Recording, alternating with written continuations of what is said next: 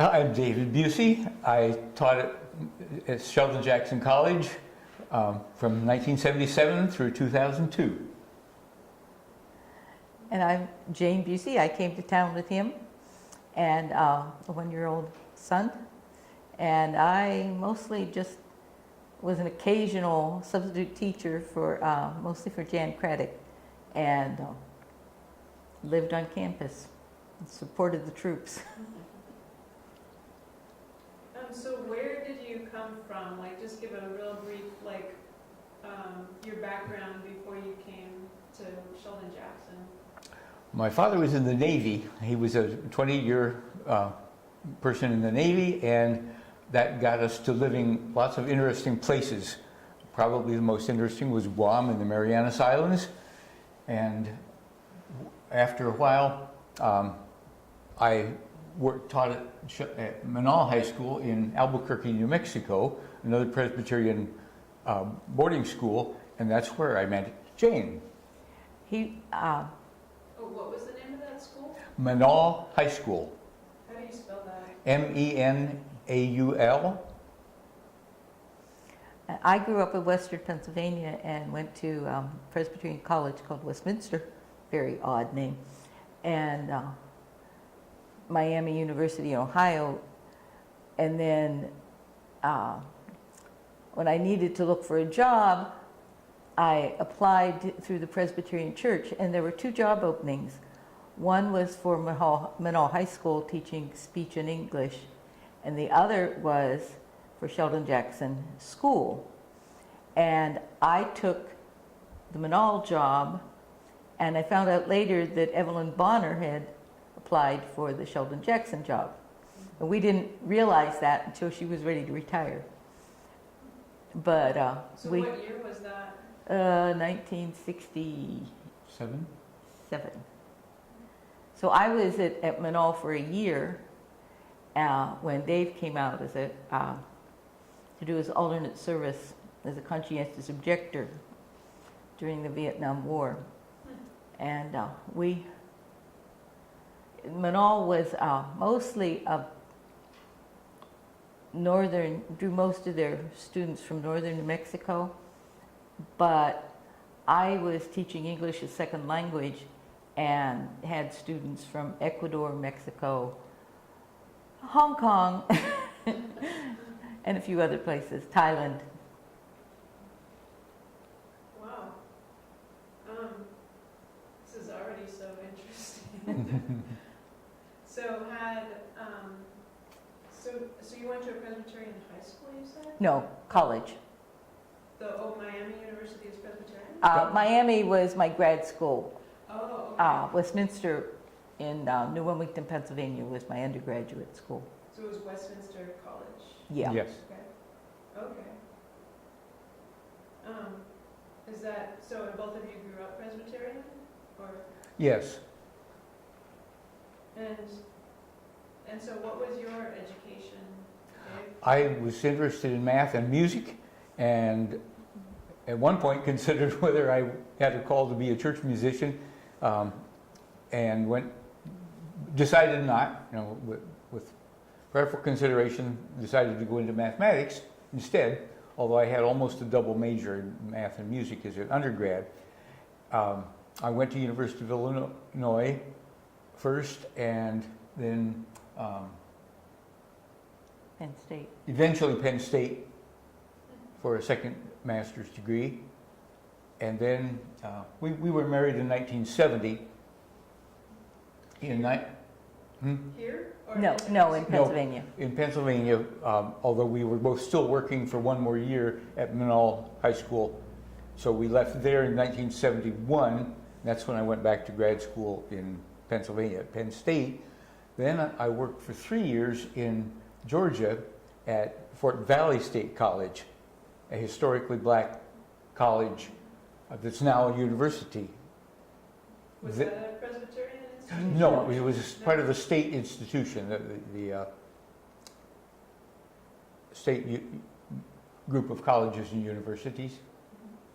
And this was, desegregation had happened a while back, but when we moved to town, the first question of old timers when they recognize somebody new, Fort Valley isn't a very, very big town, so you know, they always spotted a new face, and they would say, "You work at Bluebird, the bus company factory?" And we'd say, "No." And they'd say, "Oh." And Dave would say he worked at Fort Valley State College, and it was, "Oh." And that was pretty much the end of the conversation oftentimes. So it was disappointment, distrust? Oh, it was a cultural, a minor cultural shaming. You know, you shouldn't be working there, or what, or I don't need to have anything more to do with you because you're teaching at Black College. Or at the best, it was, "I don't understand what would, Mm-hmm. you know, Like why would anybody do that?" Uh-huh. But there were other, the faculty was integrated, and, you know, we had lots of friends from Mm-hmm. the whole community. So it was a good, we were there for 3 years. 3 years. Wow. And so then you just got a little wanderlust, or? Well, we've always We've had always had, wanderlust. yes.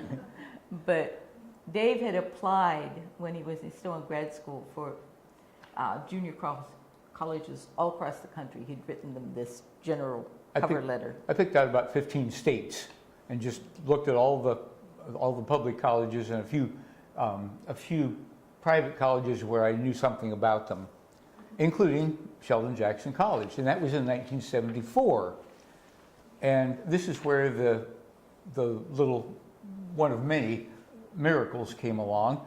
In 1977, Dr. Buseys, Charles Buseys, who was the dean at Sheldon Jackson College, phoned us in Fort Valley, Georgia, and he said, "Dave, 3 years ago you were looking for a job. I found your letter in the bottom of one of my drawers." He said, "Are you still looking for a job?" And I said, "Wow, yes," because I'd taught for 3 years at Fort Valley State College, and Georgia is hot. So I was ready for a little change. And so it was delightful. So he said, "Bring your whole family to the airport at Atlanta for an interview." And we scratched our heads and said, "The whole family? I'm the one that wants to teach math." He said, when you go to Alaska, the whole family has to buy into it. He said, "We have too many people who come with good intentions. It doesn't work out after a year. One or the other of the couple is very unhappy with the various interesting challenges of island life, and everybody goes away unhappy." So we both went and interviewed, and Along with our 9-month-old son. yes, and we liked him and he liked us, and we ended up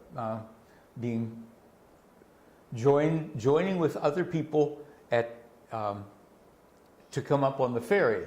We came up from Prince Rupert. We drove to Prince Rupert and made some friendships on that trip, not only with the Buseys who were on it, but with other new staff members and with some community members who have continued to be our friends now some 40 years later. Who were the other staff members on that boat? There was a young couple that were just coming up to be House parents. house parents. Jim and Jim. Well, This is where you'll edit out. My bad memory. we kind of lost touch with them, Yeah, obviously. they came only a few years. But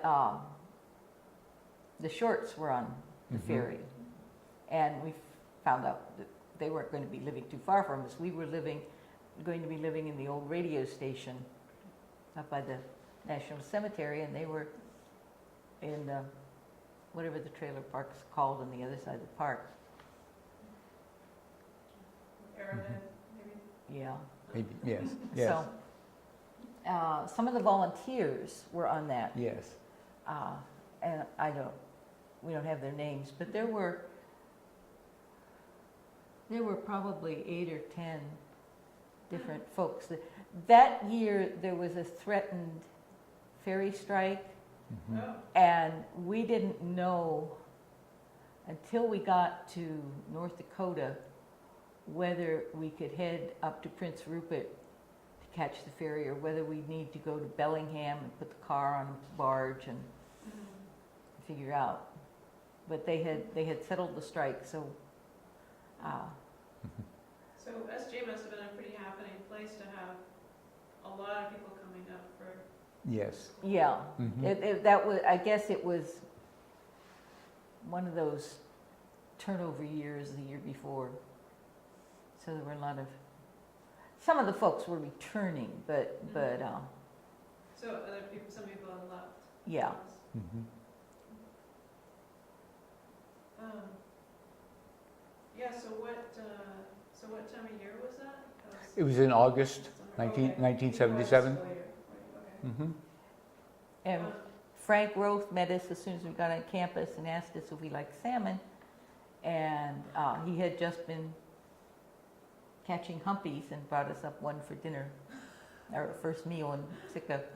Mhm. Perfect. Yeah, so what were your jobs over the years at SJ? And I guess Dave, I was teaching mostly math, some computer science, starting in about 1980 when we got our first home computer, and a little bit of math, a little bit of music. We had a chamber orchestra from the students and from the community for 3 years running, and that was a great joy as well. So 3 years you had a chamber orchestra? Yes. Wow. So you're teaching math the whole time? I was teaching math the entire time. I started teaching computer classes in 1980 or 81 and proceeded to do more and more computer science through the years. Were you the only math teacher or No, yeah, Kathy Newman. another surprise. Yeah. Kathy Newman, who I knew from graduate school at Penn State already, and Yeah. my brother knew from a camp knowledge that they had. They both served at a Presbyterian church camp in Pennsylvania. So we all knew each other, and of course it was a shock when Chuck Buseys said, when we asked about the size of the math department, first thing out of his mouth was, well, we have Ken, who's a volunteer, and we have Kathy Newman. And we said, can't be. Same person? Kathy Newman? Kathy Elser then. Kathy Elser then, yeah. Oh, that's crazy. So it was crazy, yes. Many instances of small world coincidences in the Presbyterian families. Wow. And then, Jane, what was your involvement with that? Well, I had my master's degree.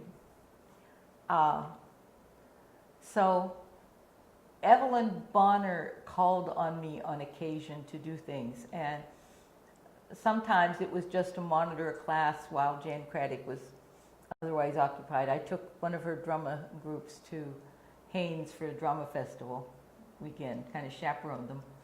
But then when she got sick, I was a substitute for one of her classes. One summer, I did a puppet workshop for some teenagers. But it was mostly, I was doing other things in town. Like what type of things were you? Well, I was the secretary at Presbyterian Church for 10 years. And then Cynthia Turcott, whose husband Dave was in the science faculty, had started jet steam, had bought into the jet steam business, and they were going to go to Port Alexander instead, needed somebody to run it. So I ran jet steam for 2 or 3 years. several years with the help of our kids. I would schedule, if I had I didn't work at it real hard.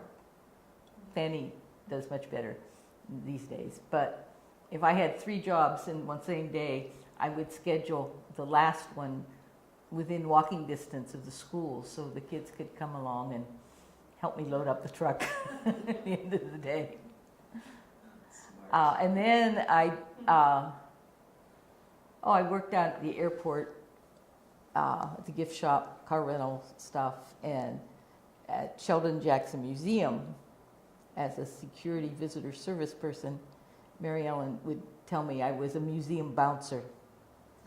And I was doing that until we left, just part-time in the summers. Wow. And then so, when you retired from Sheldon Jackson, that was when you left Sitka? Yes. Yeah. And that was in 2002? And that was for Jane to go and get her second master's degree at University of Dubuque.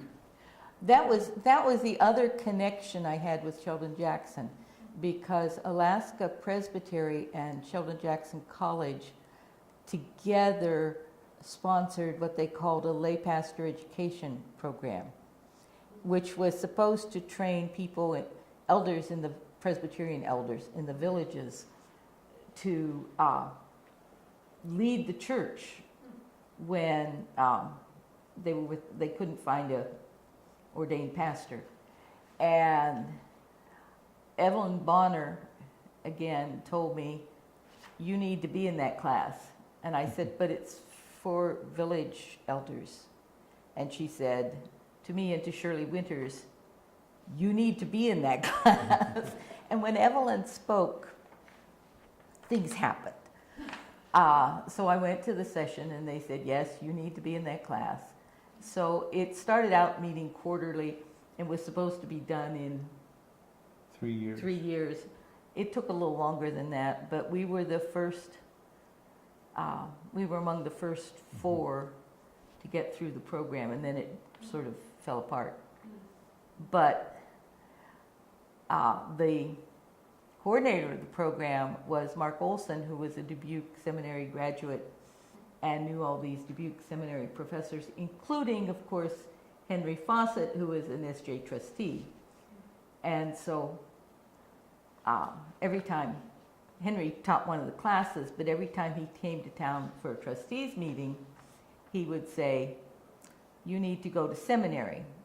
And of course, the seminary, the only one for him would be Dubuque, so that's how we got there. So SJ had a big influence on my life, but it was a little, not the standard one. So did you live the whole time in that one house, the radio station? Or No, we lived there the first 2 years. 2 years. 2 years, and then we moved to the trailer next door, which had interesting water leaks, and we put up with moss growing and stuff growing on the floor.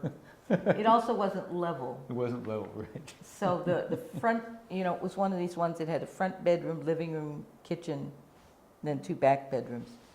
And the front bedroom closet had mushrooms growing in it. wow, so this was Sheldon Jackson College house? Yes. Yes. Up by the National Cemetery. So and you guys were okay with that, or was it? Yes. When the faculty that were living in the Hannah boat and across the parking lot left, we said, oh good, could we please have that one? So and that was where you lived the whole time you were here? Well, then we moved over to the Panabode. We were there with the same neighborhood. It's right. It's all in the same circle, and we lived there until 1997. In 1997, we bought a house up on Lance Drive. Right.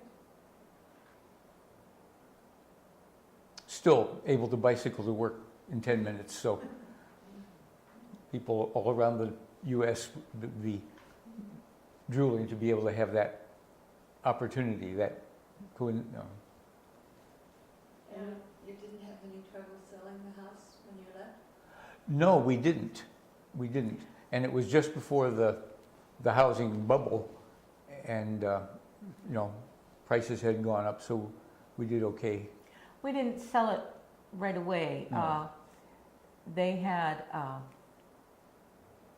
Jesuit volunteers in town who were working with SAFE and a few other things.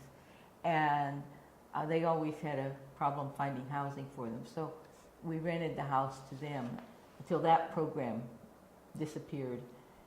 And then we put the house on the market and sold it in about 2005, For maybe something there. I came up to paint and make sure the house was in order and do the fixing up that needed to be done to make it saleable at that time.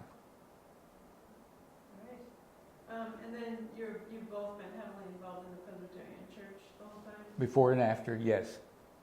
Yes. So,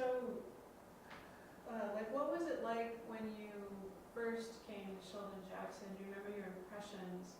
And then how did that evolve over time? I think we were just in awe of being able to be in this magnificent setting.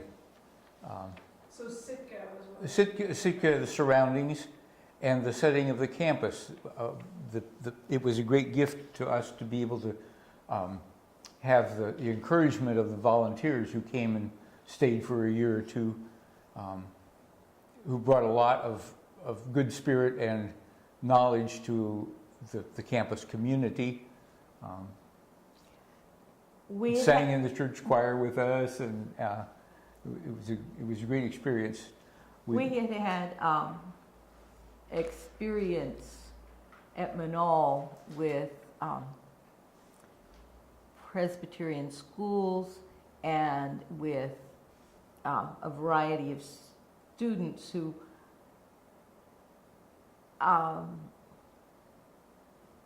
were from different cultures. In fact, the year I came to Manal was the year that the high school closed. And so two of my students were Democrats that wanted to get their high school career finished with a Presbyterian school. So they came down. They came from Alaska. They came Yes. to Alaska, and they followed Frank Latta, who had been the superintendent of the school, the Sheldon Jackson School, and he got transferred down to Manal as well. So they had a friend down there when they came. So when we came to Sheldon Jackson, we were already accustomed to working with volunteers and the kinds of maintenance that happens in Presbyterian institutions, and also the camaraderie of faculty and students.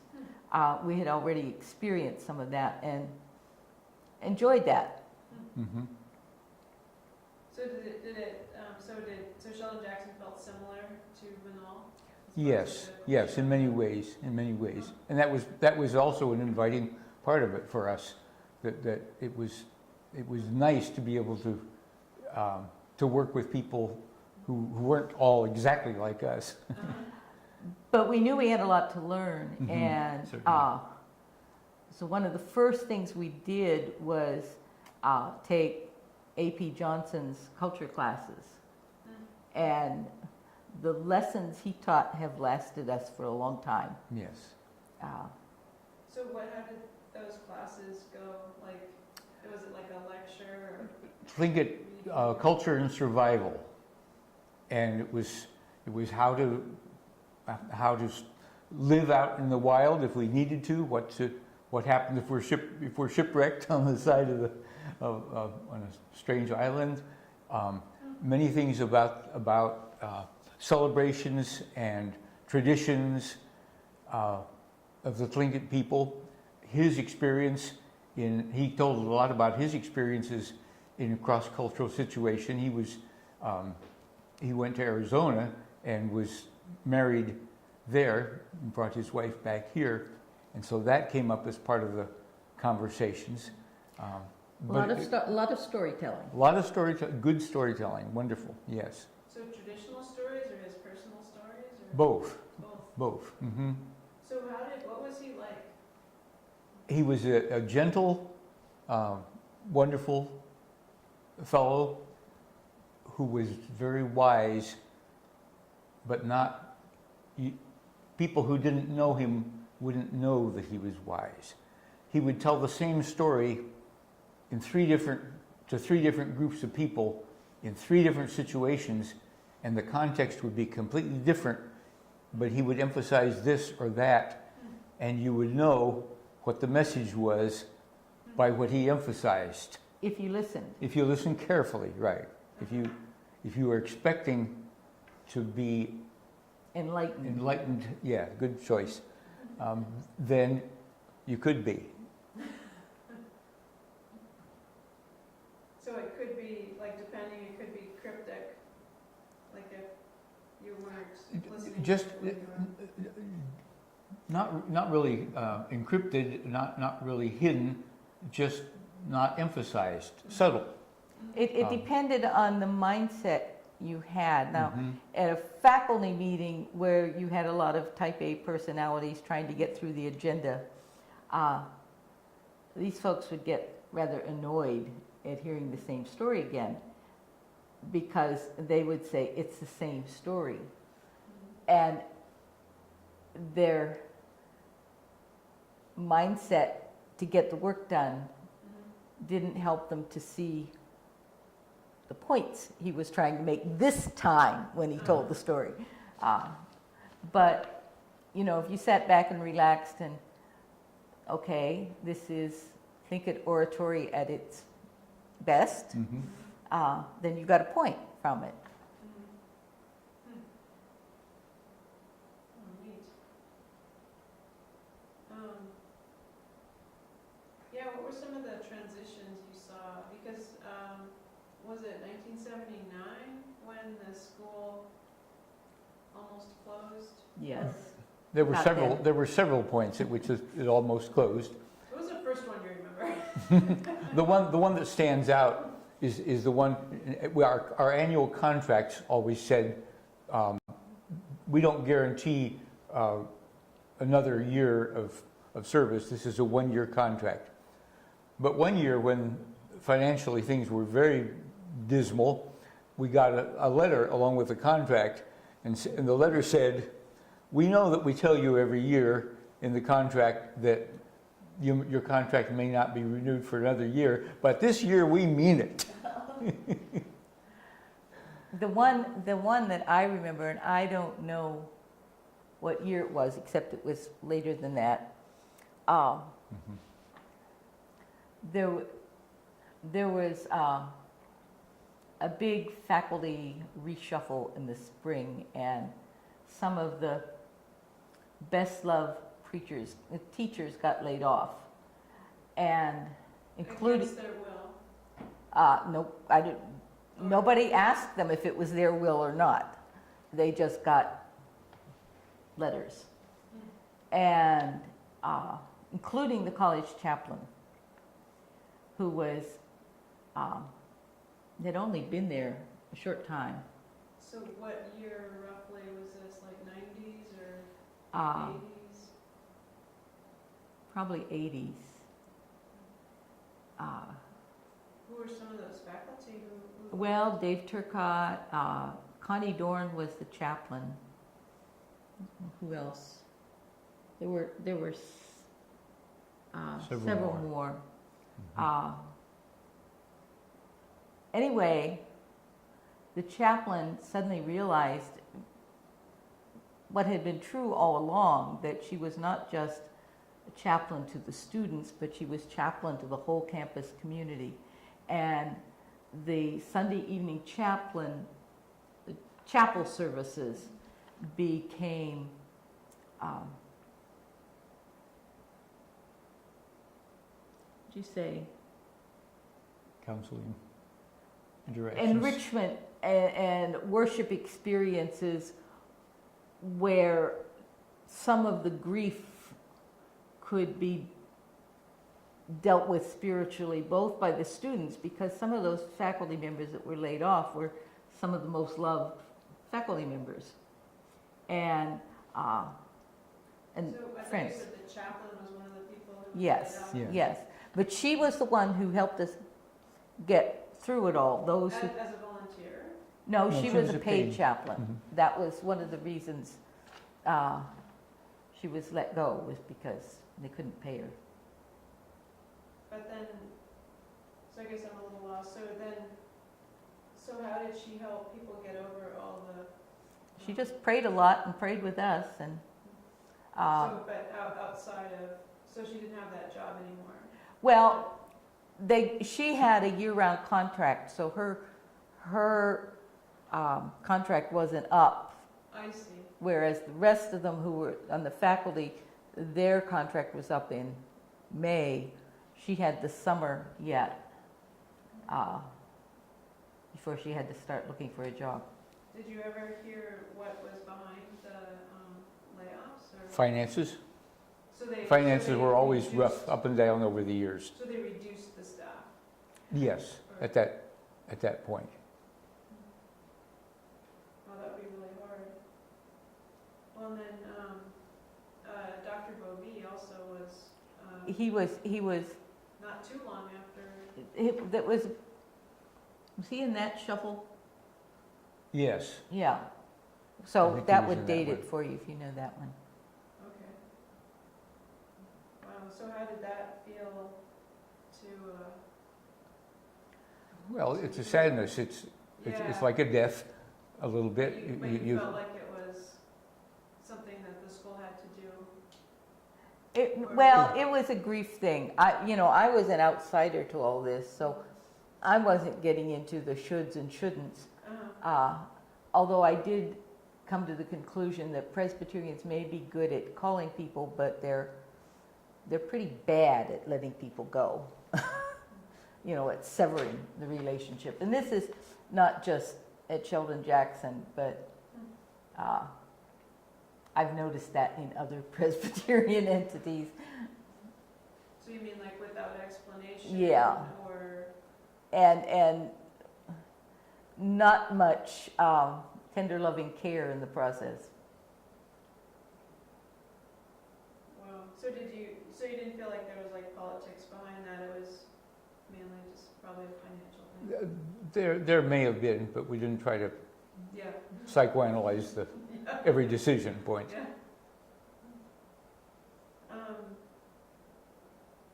Yeah, so how did the school culture change over time? So that must have healed that particular.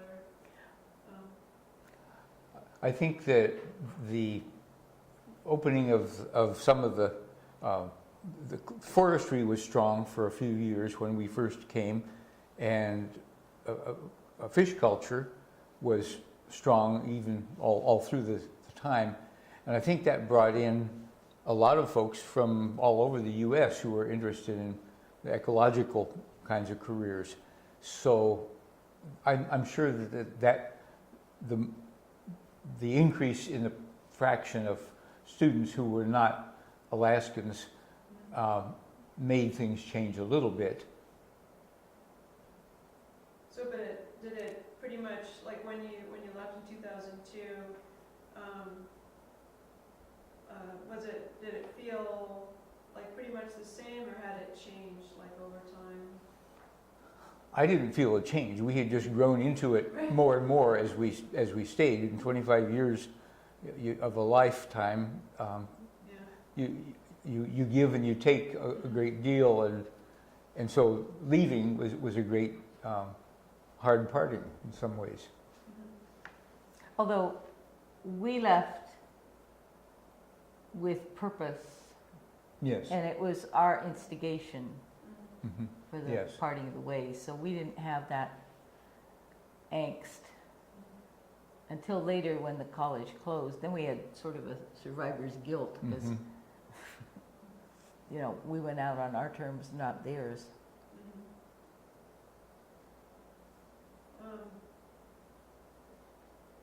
so what did you feel like the relationship was between the administration and the staff and faculty? It varied quite a lot over the years. There were some times when everybody felt we're all in the same boat, one for one, one for all, and all for one. And there were other times when the relations between the administration and the staff and faculty was quite strained. My observation was that he felt the strain about every third spring. And we had a habit of, we couldn't go south every year, so we kind of did it in every third year. And the springtime before that summer out was, for us as a family, pretty tense. And, you know, everything was wrong with the world with Sheldon Jackson. And amazingly, by the time we came back in the fall, things had settled down. The world looked like a much better place. And I don't know how much that other people were affected by that as well, but it was definitely one of the dynamics of our time at Sitka.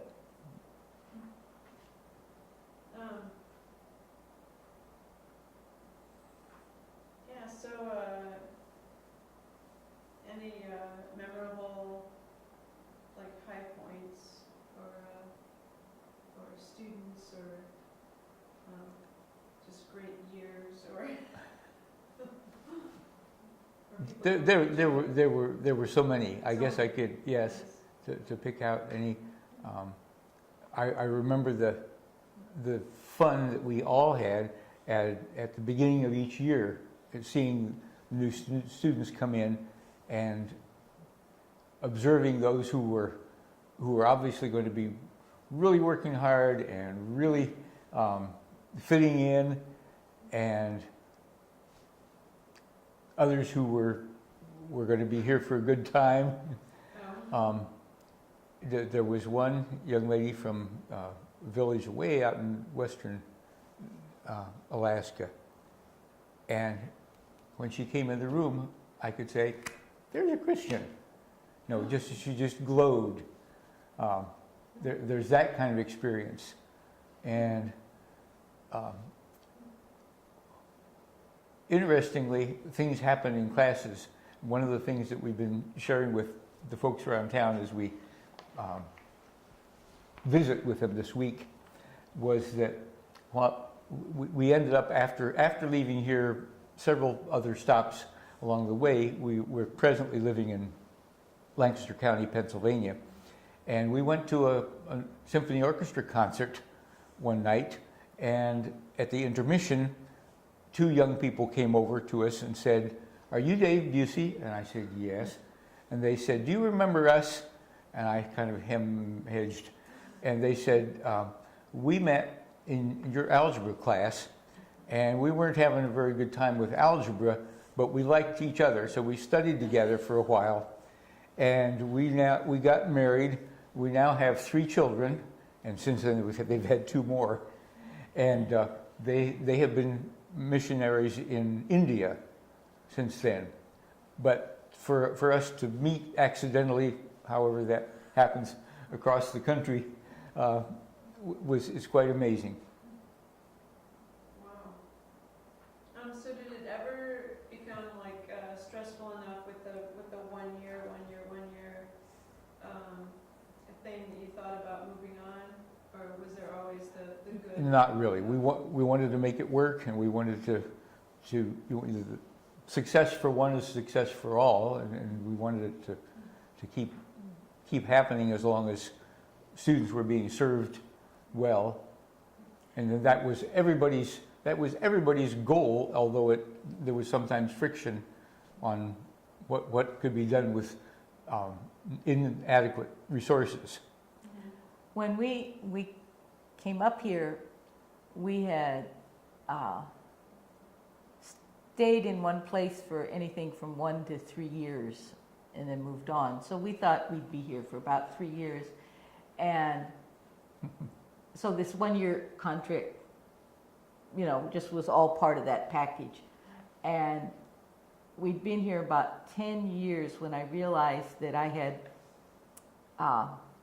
could no longer hold in mind that mental list of what we'd take with us when we left. And it was about then we decided that we'd look for a house. And, you know, God had kept us alive through all those other transitions, so we pretty much figured God would get us through whatever happened next. And so far that's been the case, SJ and beyond. So you're always aware of the school's financial Yes. Oh, yeah. situation? Yes. The deferred maintenance on buildings and grounds, if we hadn't had the volunteer help from 15 to 25 volunteers or so every year, we would have not survived even as long as the school did, I'm sure. It is no surprise to us that the panabode we live in is gone. Yeah. So, some volunteers, including a structural engineer, came up one summer and got under the house. They were looking to see why there was an opening. And panabodes are fit together in logs, and the one part of the floor had dropped down far enough that there was an opening between two boards.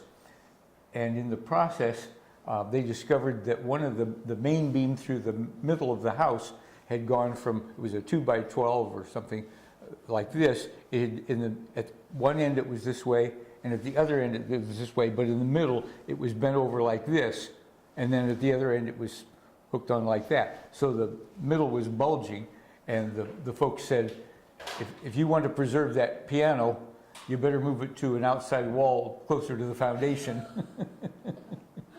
That's about the time we started looking for a house.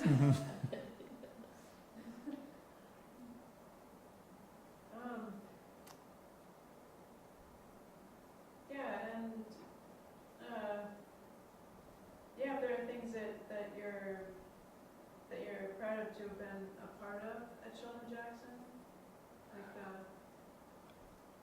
like I think the ongoing quality of education that we're all involved with, the students and the staff. There were a few loafers, but for the most part, people encouraged each other. People had good spirits about what they were involved with and how they could help other people. It really was a community. It really was helpful for those of us who were teaching, and those who were serving, those who were volunteering, those who were learning, all including us old-timers. So I know there were a lot of students who needed remedial classes. I taught a lot of really elementary mathematics along the way. And that was just part of the. Did you That get was to part do of it. some fancy stuff too? And that was a feature where I'd taught before as well. Primary, secondary education hadn't always prepared everybody everywhere for confidence in what they had learned, or in a few cases mislearned in mathematical thinking. So there was always that, helping people relearn parts that they had maybe listened to the first half of something and not the second half, or vice versa. People came to us with mislearnings, I would say, occasionally, not more than occasionally. And so overcoming old habits for young people as well as old people is sometimes tricky. So it was things they picked up in high school, or Yes. Mostly, not to blame the students, but sometimes the teacher training had been sketchy. And I noticed different kinds of mislearnings among the students from one area than what I'd had in Georgia, for example, where I taught a lot of remedial math classes.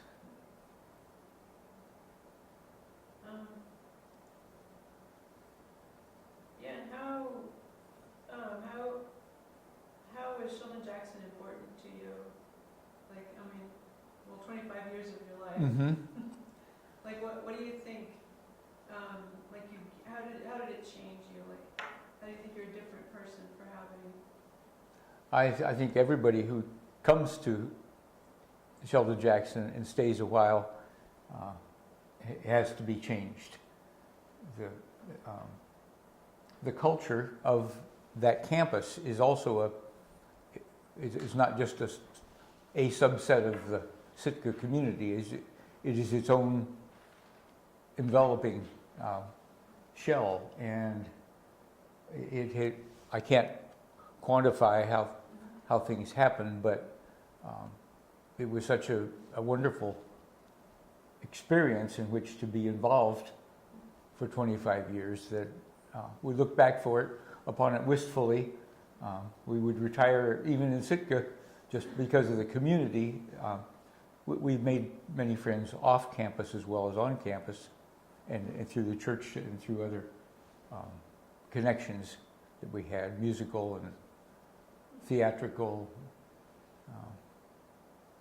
And that lay pastor education course Mhm. was life-changing for me. Mhm. And it was the camaraderie of all of us from all over Southeast Alaska coming together and worshiping together and praying for each other,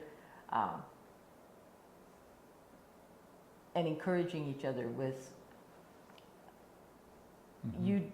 Now mostly that kind of education is done through online courses, but they were thinking about that at the time, but that's not really the Alaskan way, or the native way. And that was the lesson that I learned, was that you learn in community, and that's been a huge blessing to me.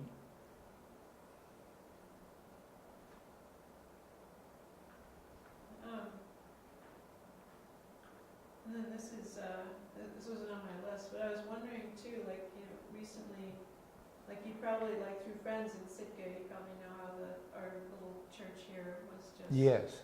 Uh, We don't know much about the details, and we Yeah. haven't really asked. We're sad for the yeah. problems that have evolved, but It, it's not something we're pushing to find out about.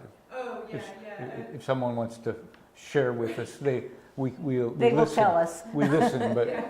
but we're not here to Yeah. find out what happened.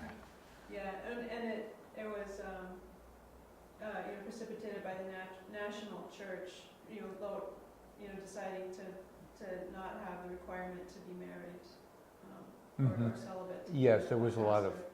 Yeah, and I was wondering if that was something that had any impact on the churches that you're involved in Pennsylvania.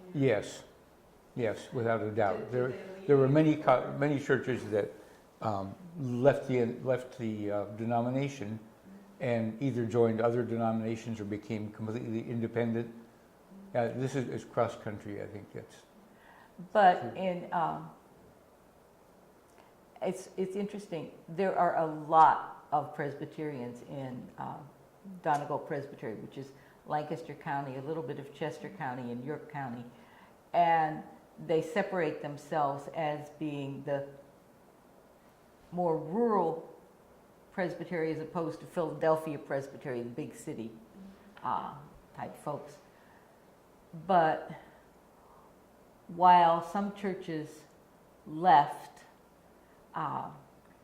the Presbytery has kept the dialogue going and learned from those early experiences, so that when it actually came down to a vote, some of the churches decided not to leave or parted ways peacefully but kept some communication going.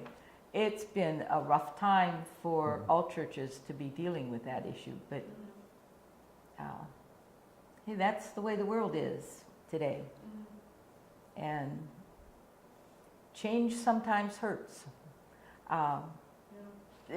Sheldon Jackson College's demise was on different issues, but it was changed too. And when we heard, after that long drawn out process, that the Fine Arts Camp had managed to grab the reins and say, we're going to run with it, we were so excited because it seems that's the kind of thing that the campus was meant for.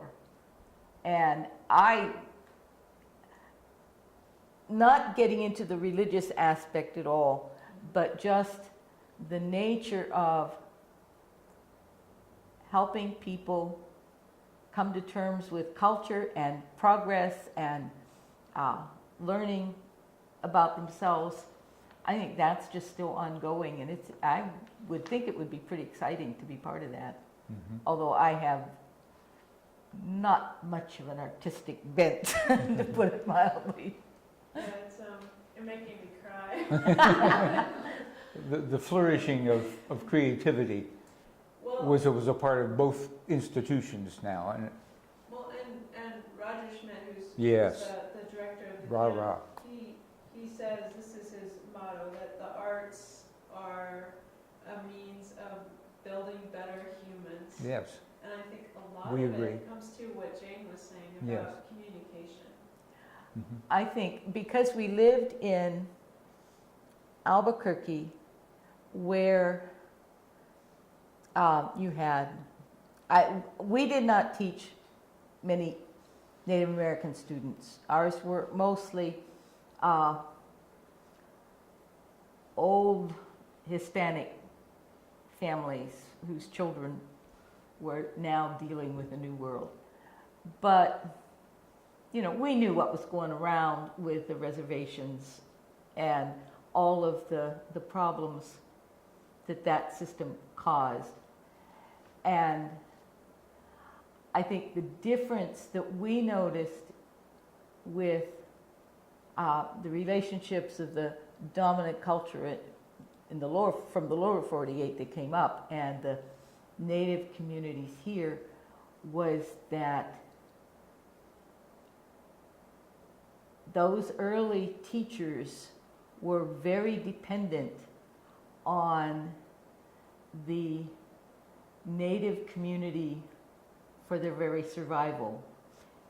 Just as the Native community was dependent on the newcomers to learn how to get along in a new world, and they had as I read the stories, it seemed there was a much more of, we're all on an island together, and we have our ups and downs, but we better learn how to plant potatoes, but also how to fish. It's gonna take us working together, and I didn't see that so much in the stories of the early reservations in the Southwest.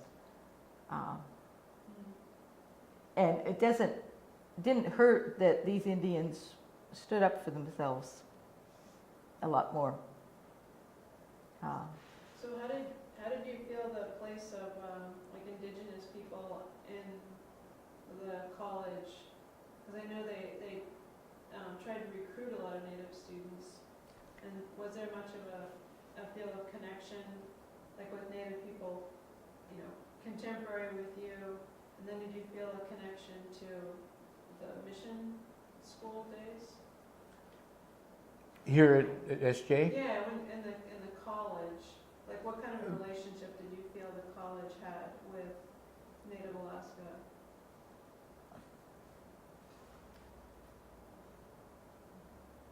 I'm thinking. So you can edit. I think that I think that the college itself fostered a culture that was accepting and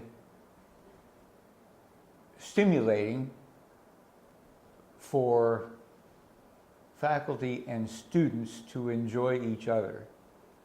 and that that the mission that is spoken sometimes is to be a place where Native students can get a start in bridging out to a dominant culture. But it was also a place for us to appreciate and to enjoy and to respect the cultures from which people came, to which we were not always familiar, and to realize that our dominant culture that we were breeding in and sometimes imposing on people was certainly not perfect in its own way.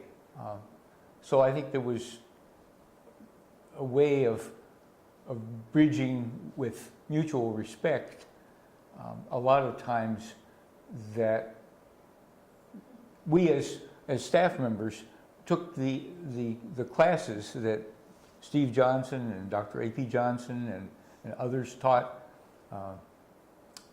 in hopes of being made aware of things that were important that we otherwise wouldn't know about through our standard school book learning. But I think there was always a continuum, you know, and none of us are perfect. And so at any given moment, there would be that sense of camaraderie, and then there would be the patronizing, paternalistic thing would raise its head. And then, you know, with any particular person or group of people, it would vary from time to time. We're human. So, you know, obviously not having been here during the mission school days, did you feel a sense of continuity with the mission?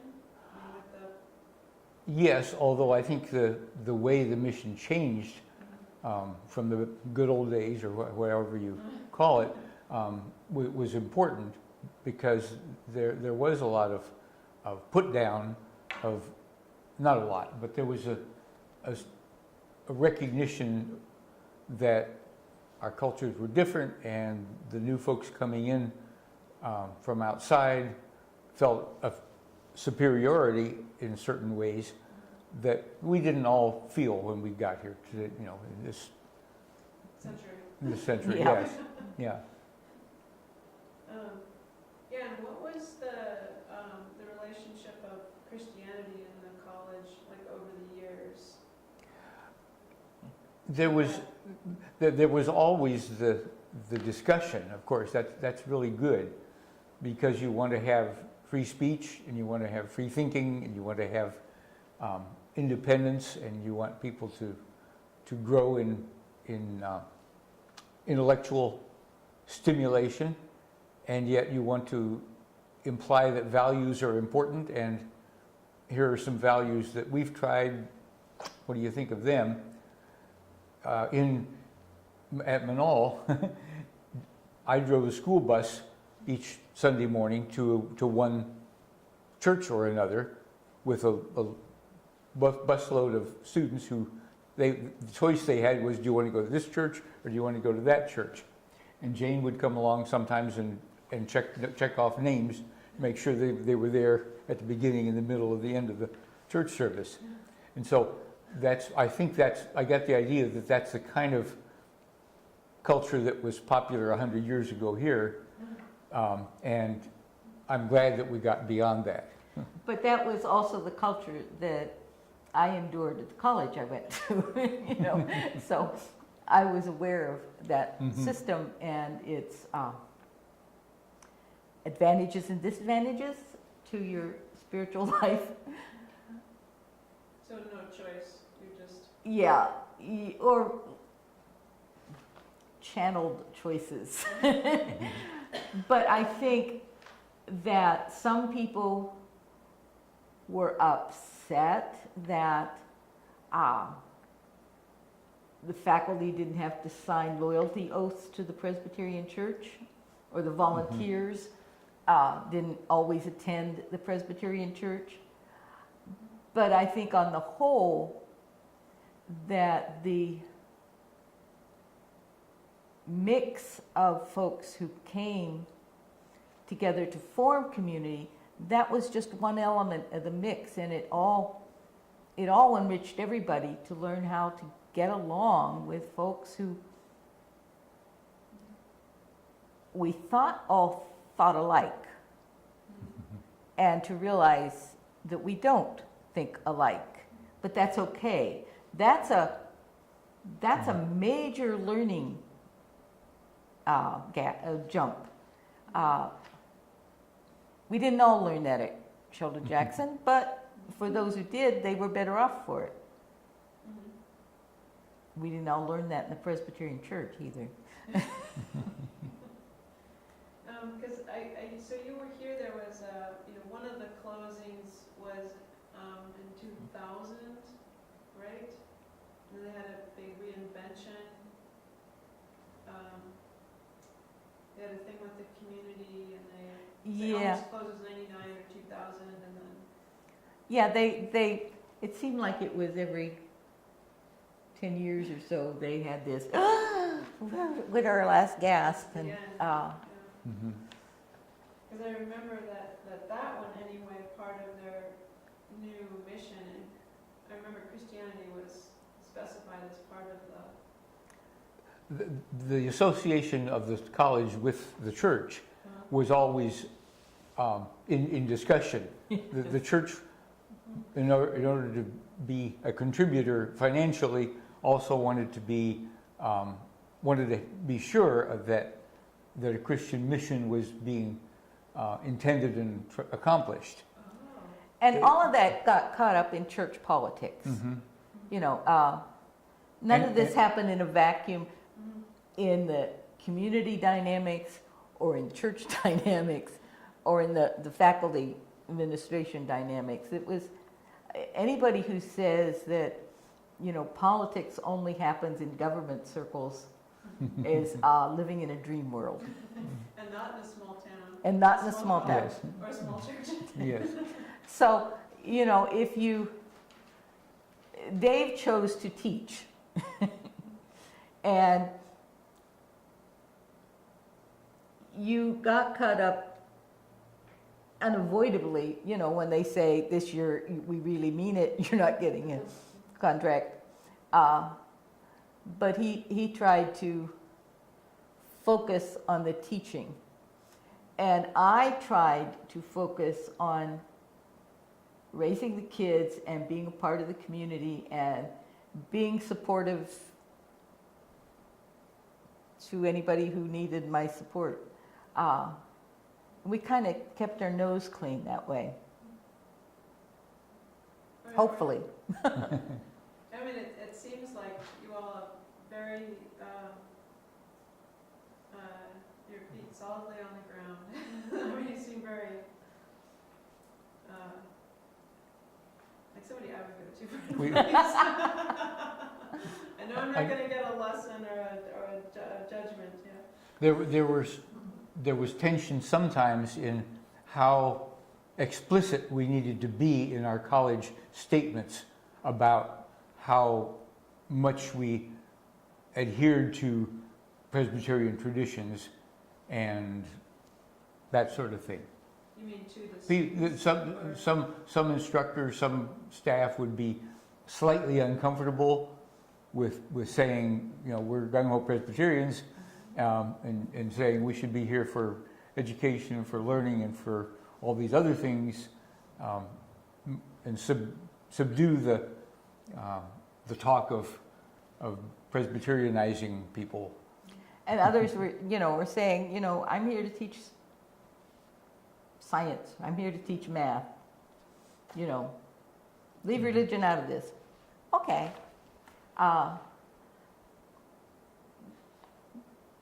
We were here to do our job and to be a part of the community and listen to everybody. So So do you feel like that's something that, I mean, like an institution would do better at actually getting out into the open and discussing? Oh, it was discussed. Or it Of course, yeah. Every time, well, at least every 10 years, and usually between, because there were 10-year and 5-year commitments to sets of principles by accrediting an association. I think we were Northwest Accrediting Association would come and visit us on campus, and we had to prepare for their visit by renewing and sometimes re-editing our goals. And this always leads to how much of this and how much of that and how much of something else we need to put into our short list of reasons why we should exist. So was Christianity always explicit? Oh, it's always a part of it, of course, but that was also part of the push and pull, because some people didn't feel like they needed to be anything a part of the Christian atmosphere, or they felt slightly offended that we needed to even talk about that. Yeah, well, and it's interesting too, because I grew up here my whole Mhm. life, and I really was not aware of the fact that Christianity was always part of the goals and Oh, the mission really? of the Mhm. school. Yeah. and I know some of my friends who came up to teach were a little taken aback. Mm-hmm. Mm-hmm. They thought it was just a little, the history of Christianity, but Mm-hmm. It's the whole time we've been here, it was a tension in the group. The ones who, wanted to get all the students baptized if they hadn't been before, and channeled in this way, and the ones who said, we're here to give them an education. wow. If I personally think if you're practicing the love that Jesus told us we're supposed to practice, interesting things will happen in people's lives that will be for the good. But I'm a radical in some respects. I may look like, a gray-haired grandma, but if we hadn't had that bit of independence in us, we wouldn't have been here in the first place. So, Wow, that is so neat. Yeah, is there anything else that you'd like to, we haven't asked about or talked about? Look at the list again. See who we missed.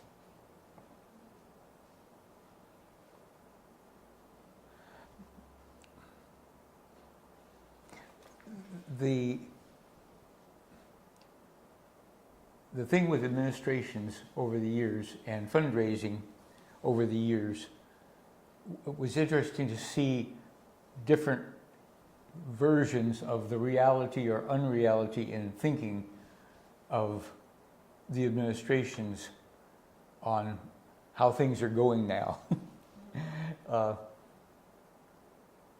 One of the realities is that there was a lot of deferred maintenance on campus, because one could always wait for, if not this summer's volunteers, then the next summer's volunteers, or we might get somebody who knew more about concrete work, or somebody who might know more about structural of something else, or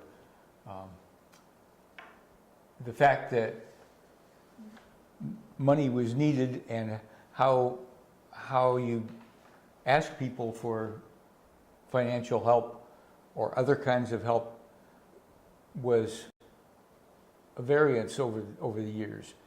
And when in the final throes, I think after we left even, but before as well, there was tension on paying off bills in the community here.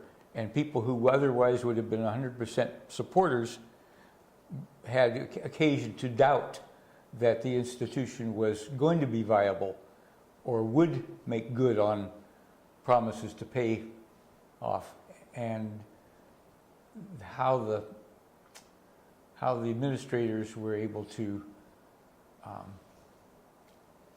convince our community and the outside Sitka community and the outside church world that they were handling things in the most responsible way, caused difficulties.